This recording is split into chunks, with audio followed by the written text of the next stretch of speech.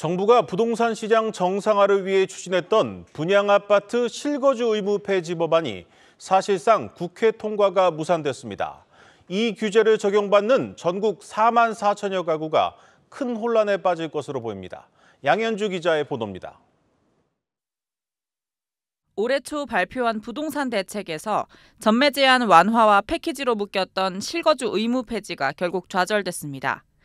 실거주 규제를 풀기 위해선 주택법 개정안이 국회를 통과해야 하는데 오늘 열린 올해 마지막 소위에서 논의조차 되지 못한 겁니다. 전매 제한은 풀렸지만 실거주 의무는 유지되는 반쪽짜리 규제 완화로 시장은 대혼란에 빠졌습니다. 시장에 풀린 분양권을 사도 정작 내 집에 들어가서 살지 못하게 됐는데 이를 어길 경우 범법자 신세가 되기 때문입니다. 특히 실거주 의무를 없애겠다는 정부 정책을 믿고 분양을 받은 사람들의 경우 전세를 통해 부족한 잔금을 채울 수 없게 됐습니다. 당장 다음 주부터 전매 제한이 풀리는 단군일의 최대 재건축 단지인 올림픽 파크 포레온이 대표적입니다. 매일같이 상담하시는 분이 10분이라면 한 7, 8분은 분양 받으실 때 실거주가 풀릴 것이다라고 홍보들을 많이 하시면서 이제 청약도 하시고 분양을 받으셨어요.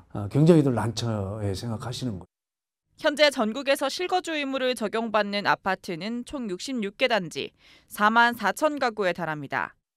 최근에 고금리가 지속되면서 이런 이자를 감당하지 못하는 경우는 다시 팔 수밖에 없는 문제도 있고요.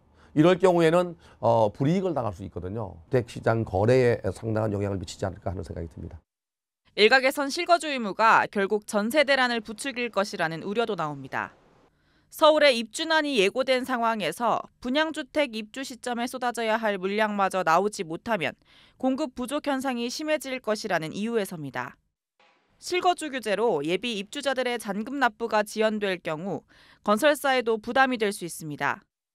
분양 대금을 받아서 PF 자금을 이제 갚아 나가야 되잖아요. 이자 부담들이 있기 때문에 수익률이 떨어진 것뿐만 아니라 현금 흐름이 나쁜 중소건설업체들은 자금 압박을 받을 가능성도 있다라고 봐야 되죠.